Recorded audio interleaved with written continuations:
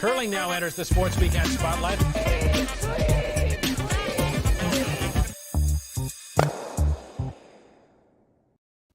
A bronze medal for Canada, a birthday Brett Gallant will never forget, and unforgettable moments that will last a lifetime between Gushue and Nichols. Good morning to you, Colleen. Wow.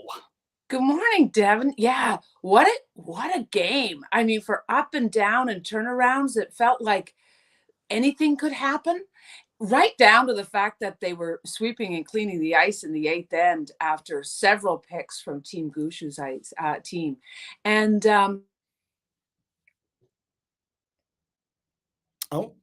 I think we might have lost call in mid-thought. And I think we did. But good evening to you, curling fans. And that means we're going to go right to our expert panel who will join us in the house. And here they are. Thank goodness for you guys, because I was on an island. I was on an island unto myself. Good evening to all of you. We saw the comments rolling in at the bottom of the screen that people are getting their wine and their tissues ready. Joanne, let's start with you. Those scenes at the end of that game are going to be etched into the minds of Canadian curling fans forever. Yeah, I mean, I think there's more to it than just the one game, I believe, for this team. I think that was a huge moment for them. The way that they rallied, especially in the second half of that game, like, I just can't imagine the emotional just relief that they would have been going through, and particularly Mark Nichols, seeing that emotion on him. It was very emotional in the booth. I'll say that. But yeah, just really proud of those guys. I think that they did a great job. It was fun to watch. And when you saw how loose the Americans were coming out in that first end, I thought, we may have a problem here. And the way that Brad Gushue and his team just hung on and dug in, it was incredible. Mike, I was struck by the fact that Gushue said that was the toughest game he's ever played in. We have heard Canadian hockey players and curlers in the past talk about that, but this was an excruciating grind at times, and yet they found a way to win. Well, I mean, I think he was just thinking big picture with all they'd been through with having to leave your family a month before the games. You're not really, the commitment to each other was significant.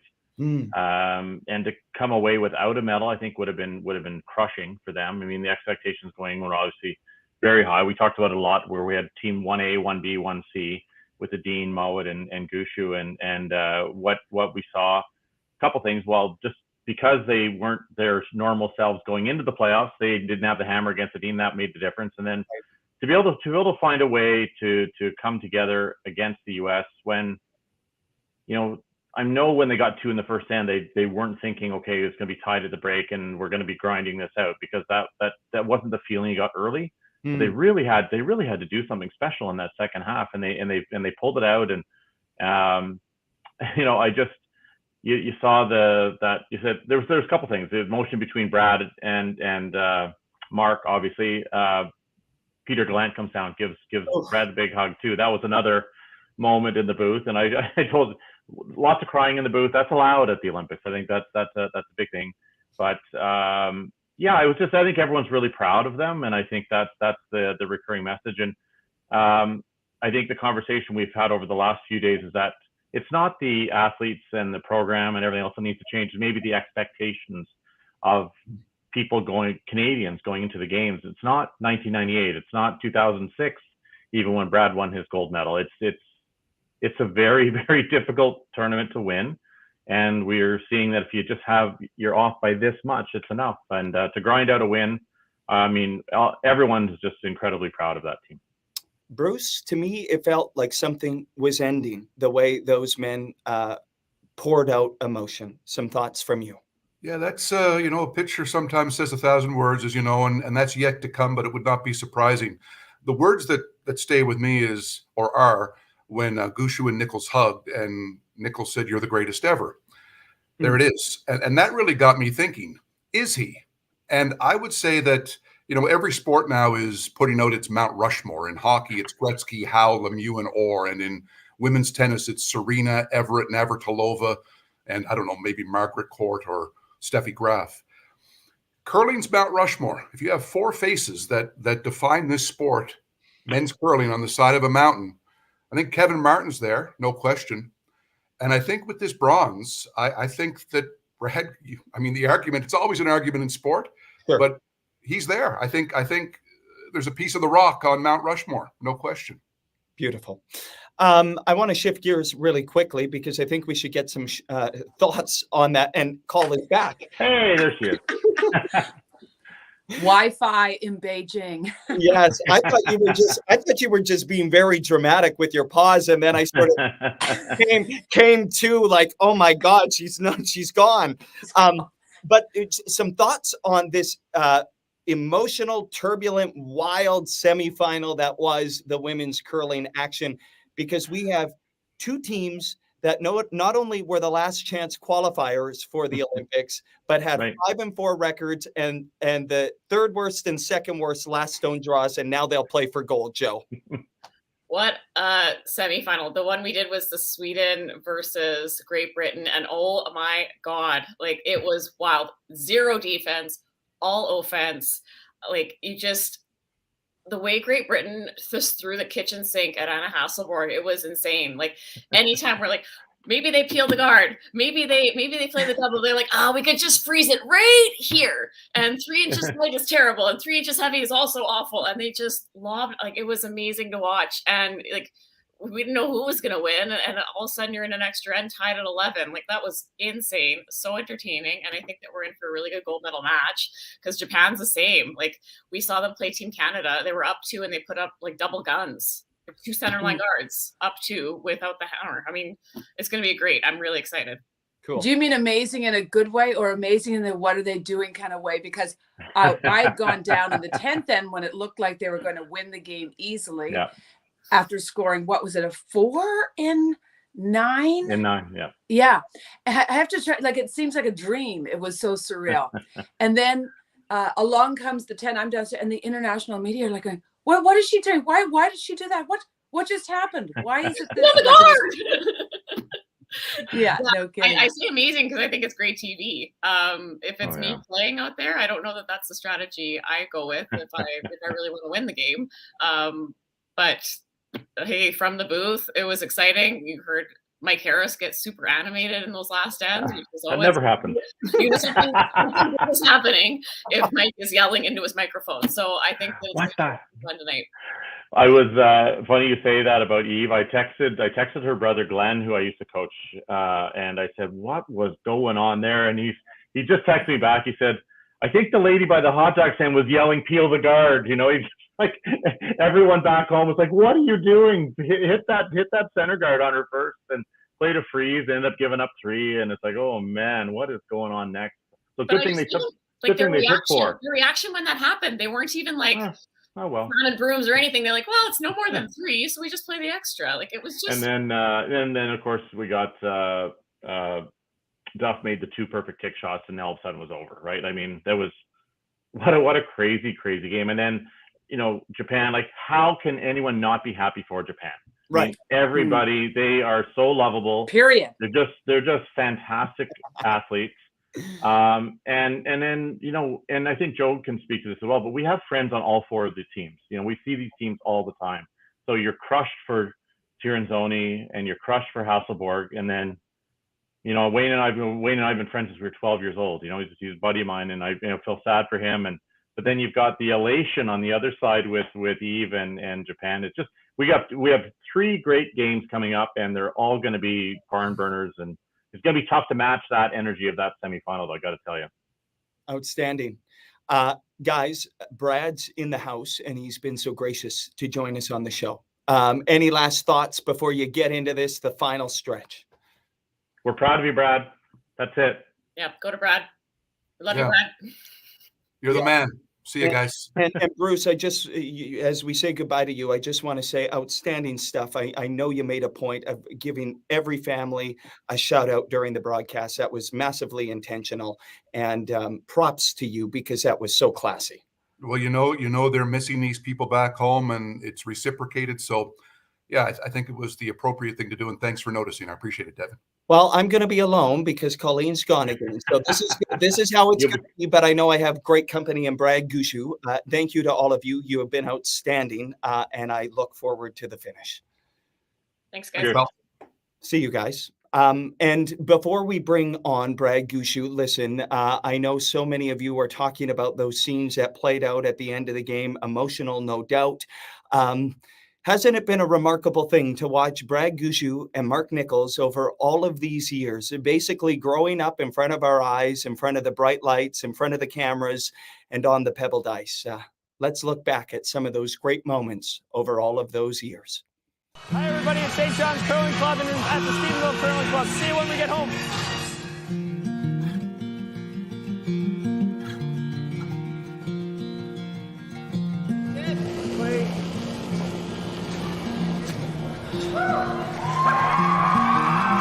Brad Gushue pumping his fist in the air. It's all over. Newfoundland wins it by a score of 8-3, the first ever national junior championship for that province, and only the second national title. Jack McDuff won the Brier in 1976.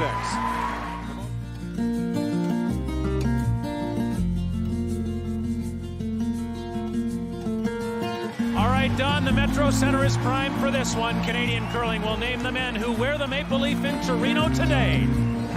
Well, Brad Gushue is much more comfortable.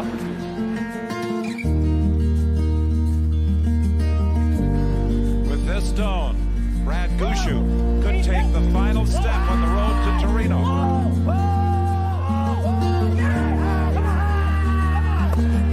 He'll be going there.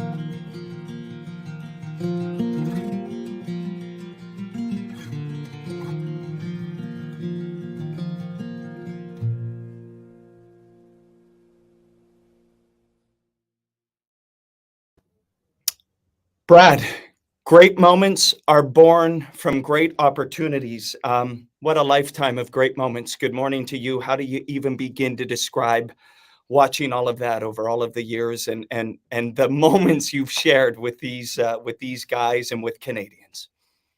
Devin, you made this hard on me.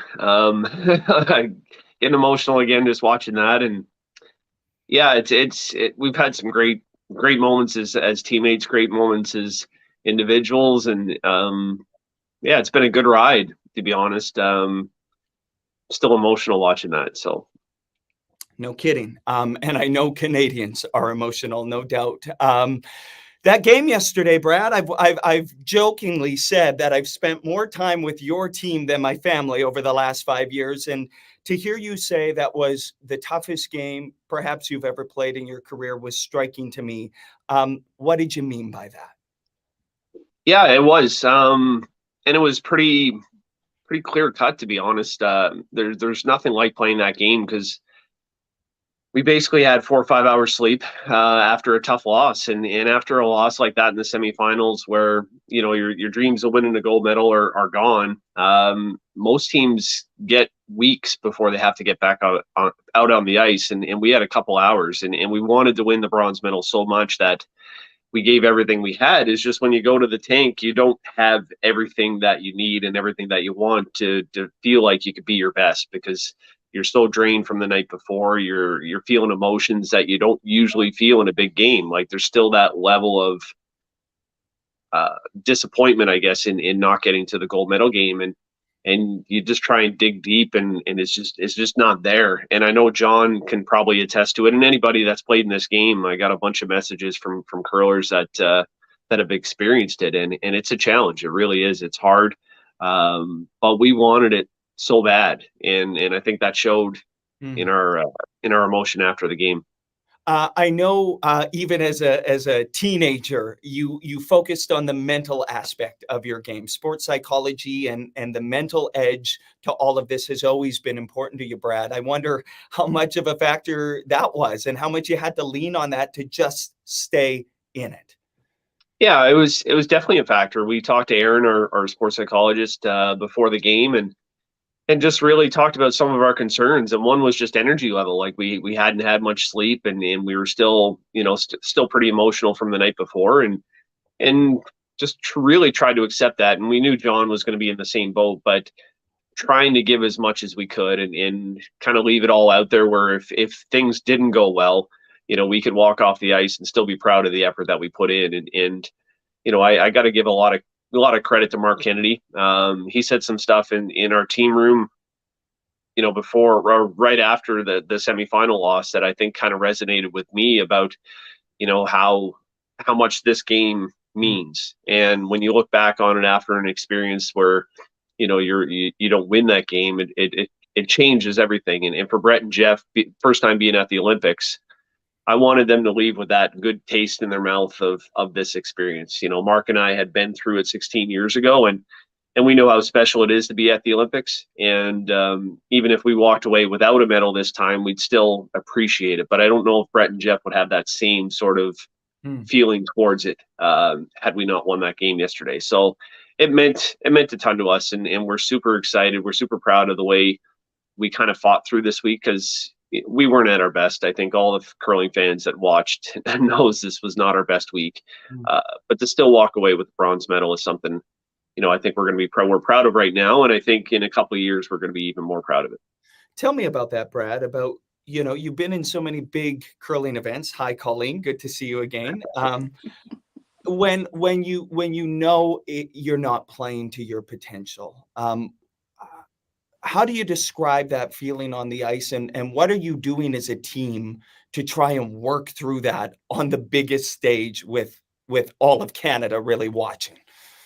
Yeah, I think for us, there was a lot of discussion, and there were some things that we started doing that we don't normally do, and we tried to get back to what made us successful. And, we had some moments where we played well, but we just couldn't sustain it and keep it going. And, it just, there was always a confidence in my mind that it would come, because we've never had, to be honest, this extended period of playing poorly. We've always, usually we're at the event if we play poorly this long. Like when you play at a slam, if you lose 3 games, you're basically going home. So we haven't had to go through that before, and it was a challenge. Like our team, we weren't in a great place after our loss to Great Britain at the end of the round robin. We were really, really frustrated with how we were performing, And I think the stress and anxiety of knowing we were playing that night against a high quality team like Nicholas in a do or die game, or essentially a do or die game for that gold medal, I think we got off track, and we had a great meeting in between that and the semifinal. And I'm really proud of how we came out in the semifinal and how we performed. We didn't win the game, but that was the best game that we played as far as our processes. We did all the stuff that we normally do as a team, and Nicholas beat us at our maybe not our best, but pretty darn close to it. And, they played a great game and are deserving to be in that gold medal game. What did Mark Kennedy say? Because he did speak yesterday in the mix zone about how the bronze medal game is the hardest game to play because you've just lost the game to get into the gold medal game, and that you guys had to really pick yourself up off the mat, is what he said. So what were those words from Mr. Versatile and Lefty Bear? Yeah, you touched on a lot of the points that he brought up. One was that it was going to be a difficult game, and it was going to be hard. Like he laid it out there. He said it's going to be a challenge, and kind of put our expectations of what to expect in place. Like we knew it was going to be hard.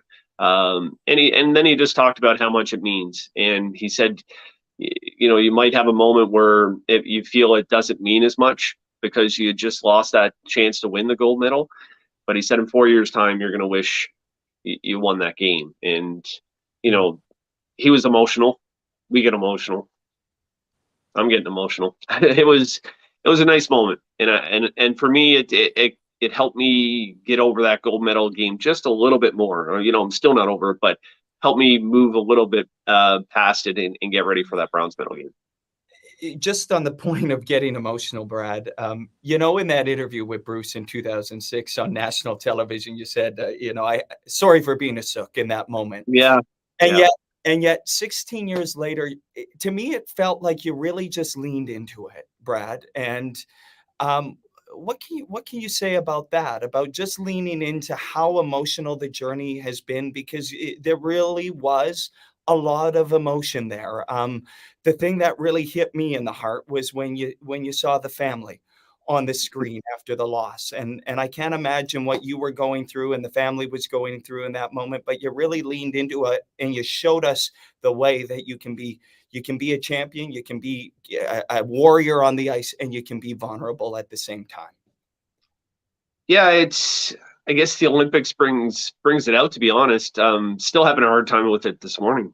But yeah, when I came around the corner and see my family, it just hit me. I'm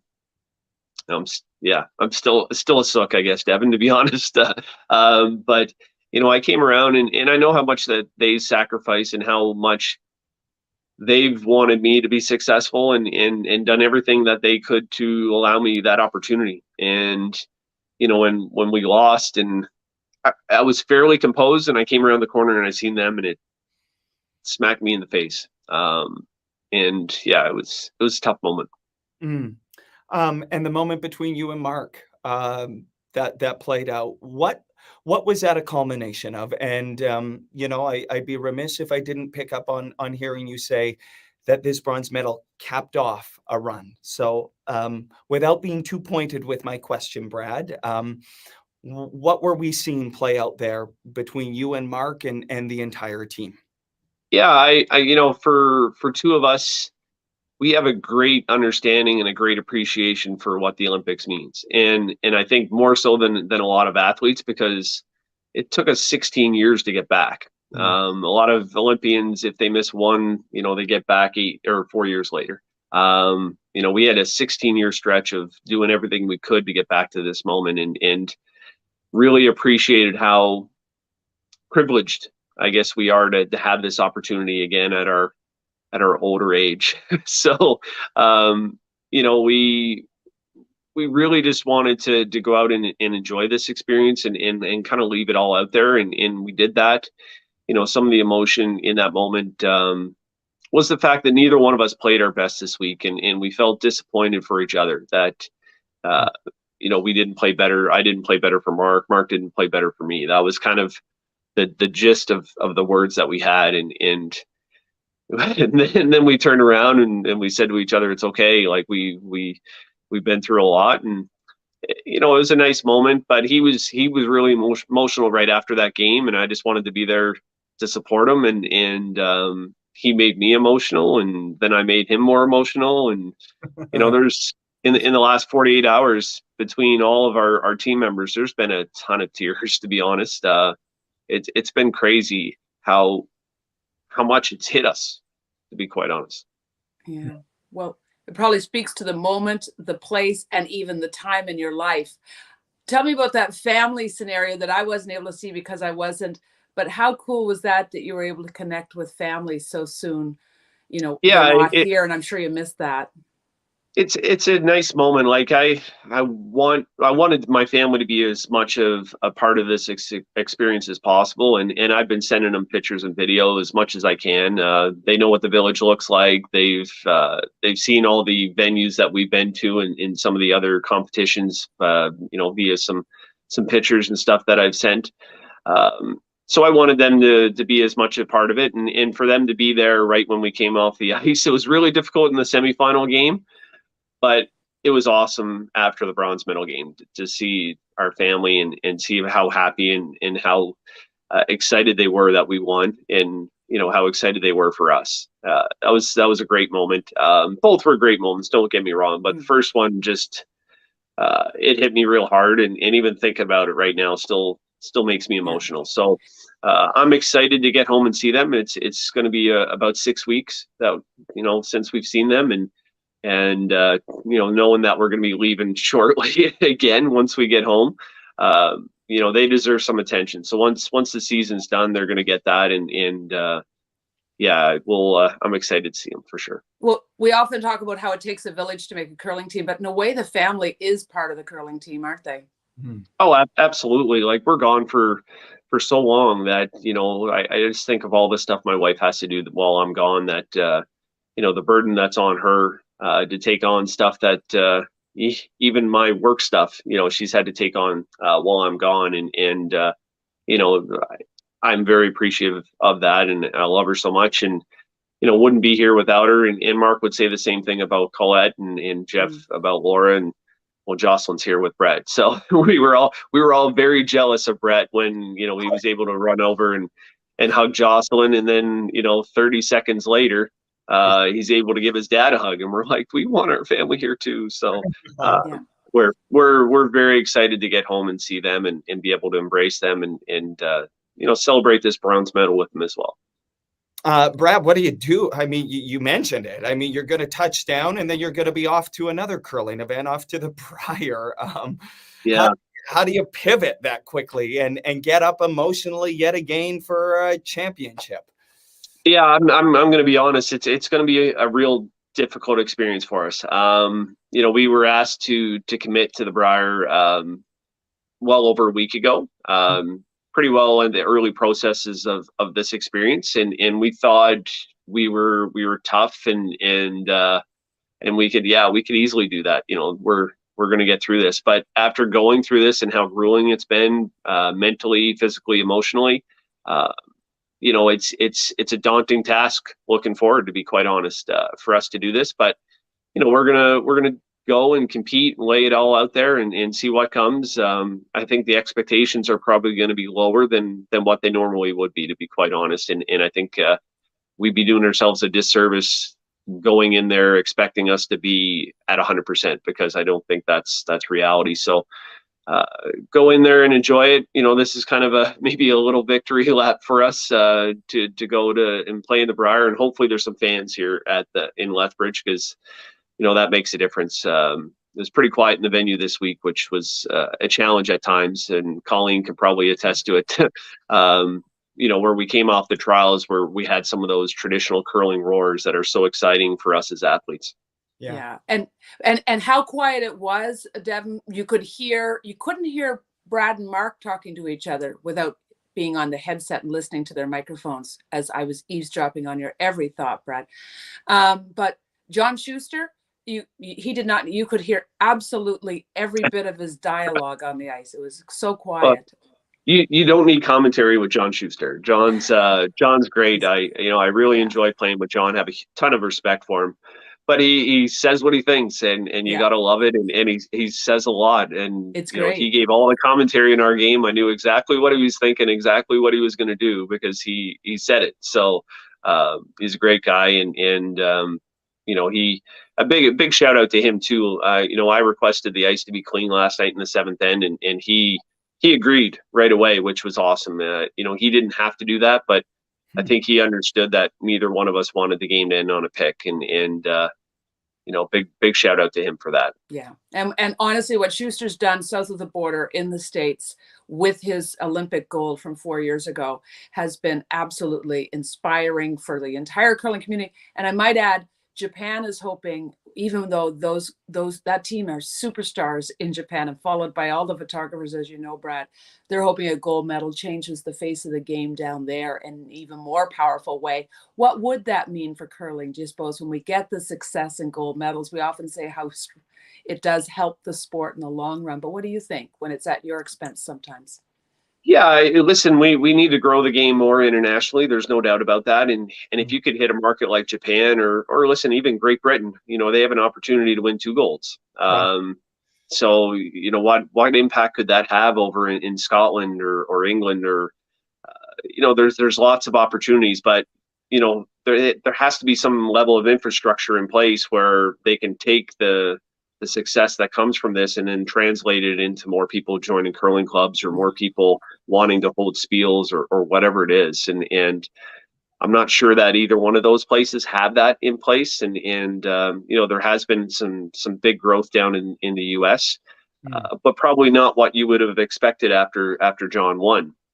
So I don't think we want to rely on medals to grow the game, and certainly not at our expense. So I think it's going to help for sure. It's going to raise the interest, and just being here at the Olympics raises the interest around the world, and people that get exposed to this sport realize, this is pretty interesting, and it's kind of like those shows we all binge watch where you just can't turn away. It's that's kind of how it is and how it's been explained to us. This week, even some of the athletes, we were with the hockey players last night, and they talked about it, that they were never curling fans, but they watched it this week, and all of a sudden are keeners. And it was funny listening to them talk about kind of the technical terms, but they're learning, which was great. So the Olympics has been great for the sport of curling. I got a kick out of watching the game last night and listening to the American fans when there would be a shot and they would cheer and then they go, "Oh shit, I don't think we're supposed to be cheering in this moment." Yeah, there was a little pockets of fans there that were great. We had a big group that came out and supported us last night at the game, and John did as well. It was nice to see some of the athletes come out and support you, because it was a tough moment for both of our teams, and to have that little pocket of support there was awesome. Go ahead, Call. Oscar Erickson and Bruce both played in mixed doubles, and that's been a kind of a hot topic as well, Brad. Do you think that hurt them? Do you think you could have also played in mixed doubles? Do you think it maybe, especially sort of how the ice was, that maybe they gained an advantage of looking at, I know there were different rocks, but yeah, I don't believe it was much of an advantage. I think, if you're going to handicap this field, you'd make a whole lot of money betting on Bruce Mount, Nicholas Edin, and Brad Gushue being in the final 3. And if you said that was it, you're probably going to get that be right probably 80-90% of the time. So they were going to be there regardless if they played mixed doubles or if they didn't. I have to believe that I see the emotion that John and Rachel had after their experience. I know the emotion that I have right now after my experience. If you had gone through the mixed doubles and things didn't go your way, or if it went really well, to be able to flip around and then compete again, I think it's a real challenge. And I saw a different Amos from Italy than what I saw during the mixed doubles. He he didn't play up to his caliber this week. He's a phenomenal curler, and I think that probably hurt him during the team event because he was just exhausted and left it all on the table for the mixed doubles, celebrated a gold medal, and probably didn't have much left in the tank. So, Yeah. There's pros and cons, and I think we sent the best representatives that we could. I think the process that had happened was, you could debate that a lot. I think the timing you could debate a lot. But you can't debate the players that we sent over there. They're phenomenal players and could have easily won a gold medal. Yeah. Bruce, by the way, and Jen, they're both in the gold medal game, Bruce and Jen, they did lose out and they looked absolutely gutted and devastated and that they were down on the mat almost. And they both obviously rebounded. So I guess it's I don't know what it is. It helps. There's not enough real data to say if it's going to help or not, because you can flip it the other way, like I said, and take some athletes that didn't make it in there, and it's a challenge. It's how you react to it. It's the support that you have around you, and so there's lots of factors. But I think we have enough talent that we don't have to send the same person to the mixed and to the team. That may change in the future, but yeah. I imagine, Brad, you're looking forward to a bit of a break after the curling season.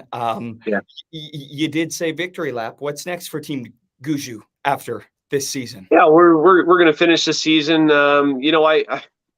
We haven't gone there yet. What's going to happen after this season? I do expect there's going to be some interesting discussions. Obviously, with Brett and Jocelyn's situation going to be changing. I expect he's going to be probably moving westward. And what that means for this team, I'm unsure of at this point. That's a discussion we'll probably have in the next couple of weeks and kind of see where it goes from there. I'm sure the silly season has already started in the sport where guys are talking to each other about what's going to happen. But we have to figure out what we're going to do first. And I think, I don't imagine there's going to be a whole lot of changes until, some of the top teams make their intentions known. But I do expect that to happen in the lead up to the Brier and certainly right after the Brier. And but a lot of it's going to depend on what what we can do with Brett moving out west and what we're allowed to do, and we'll go from there. So lots of interesting stuff that's going to happen over the next few weeks. But we are going to go and enjoy the experience at the Brier, and then we'll see what happens after. We'll still have the Champions Cup, I guess, in the Players Championship as well. So there's still lots of curling, but I am looking forward to the season being done already. I'm not going to lie. At this moment right now, I'm as pooped as I've been in a long time. Didn't get much sleep again last night. It was a different reason for not getting much sleep last night. Right. But we're we want to enjoy this. It's been 16 years to try and get back, so we're gonna relish this for a while and see where we go. Awesome. Well, it was such an awesome victory, really. I mean, just being there was so proud of how you guys responded and won that game. When Devin and I are reporting on things, you're not supposed to get emotionally involved, but Devin and I do get emotionally involved. So that was I was crying right there at every moment. It was a thrill. And I know how hard it is to play in a bronze medal game. I know how hard it is to lose in a semifinal game. And you guys just did us all proud. So good for you. Yeah, no, thank you. And it is an emotional experience. And I did find it emotional 16 years ago, but this week it's been eye-opening for me, to be honest, and it gives me a much better appreciation for what you see on TV and see the emotion that the athletes have, and the difficulty that they have in some of the tough moments and even in the good moments, because it kind of it's a culmination of all your hard work and all your the ups and downs that you had in the journey to get to this point, and this is the pinnacle of sport, and when you get over here and you're around all these excellent, awesome athletes and you have all these expectations, the personal expectations, the external expectations, it adds a lot of pressure and that kind of magnifies the emotions and it's been crazy. I got emotional starting with you guys. Devin, I won't forget you putting that montage on there. I'm going to have to pay you back for that, because that got me emotional right off the hop. So yeah, it's been a great experience. It really has. And I want to give a shout out to all the volunteers here that are and Colleen, you could probably attest to this. They're smiling and waving every time you go by, and so helpful. It's been nice to see their excitement, and that's been fun for us. I agree with that. Well, one last thing I'll add, Brad, is certainly the Brier in St. John's gave rise to curling Twitter, as I like to call it. It hit a different level, and it is a career highlight for me to this day to have been there on the Rock when that happened. Something I'll never forget, and it really catapulted all of this into a different stratosphere, and then right into the Worlds. And this has been 5 years of really awesome stuff, and I've had a front row seat to the majority of all of your moments, and it has been a real pleasure to watch it. Yeah. No, I appreciate that, and I appreciate both of you guys, covering curling the way you do. And Colleen, you're making a big sacrifice being over here, and Devin, I know you'd be here if the situations allowed it. And want to thank you guys for promoting the sport, pushing the sport, pushing our story as well. It's not just about winning and losing, and that's something that the perspective I've gained over the years, that it is more about the journey and the experience. And that's what we had this week. It was an incredible experience. It was a learning experience. It's easy to win when you're playing your best, and it's some of the tough weeks are when you're not playing your best, and for us to come away with a bronze medal, it's something that I'm going to be real proud of, and look back on as this has been a successful week, because we weren't at our best. So yeah, proud, happy, relieved, tired. Those are all the emotions I'm feeling right now. So yeah. Well, cheers to you. And if you're like me, Brad, you probably have to go get another test in order to get into Canada, leave here and get into Canada.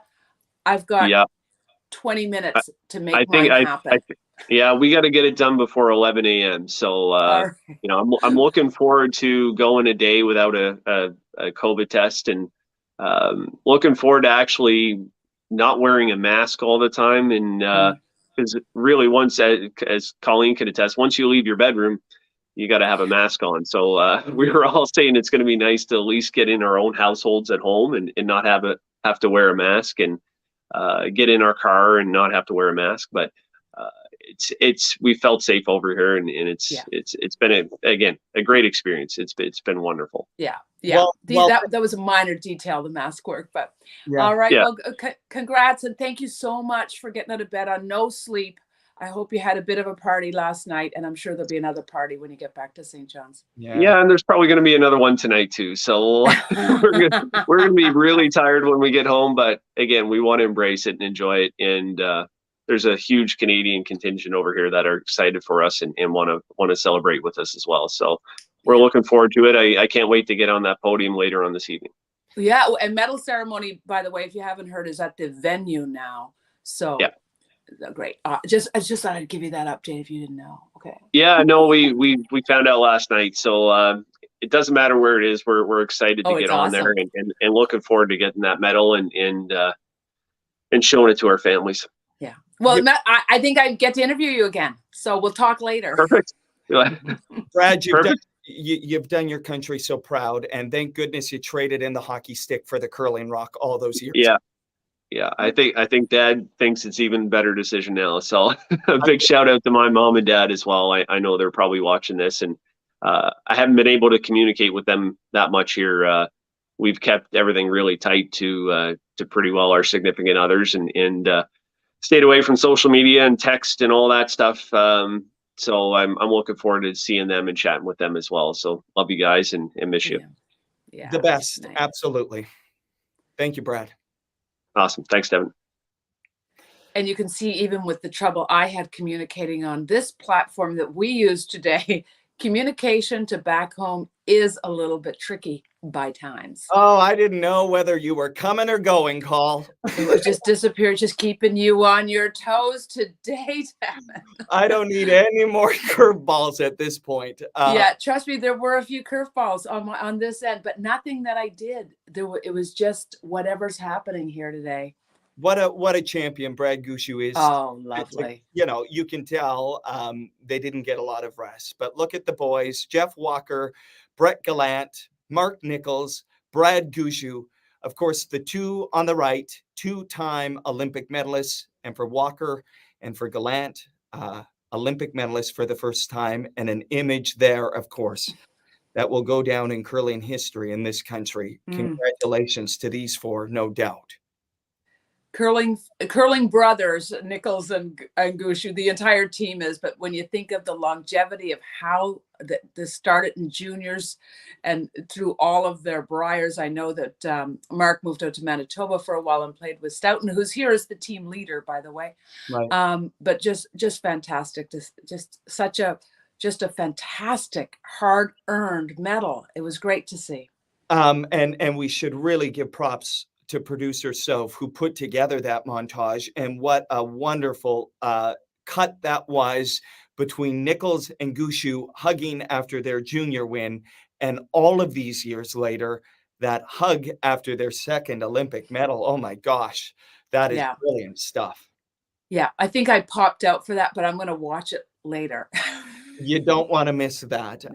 We do have a few more curling games left, but also we should let you know you can get your curling show apparel, that curling show apparel at blackmapletrading.com. And you can drink from the mugs like Call and I have and wear all the apparel. There it is. Just 3 games left in the curling world at the Olympics. Men's gold, Sweden and Great Britain. They've moved the time, Call, 45 minutes later.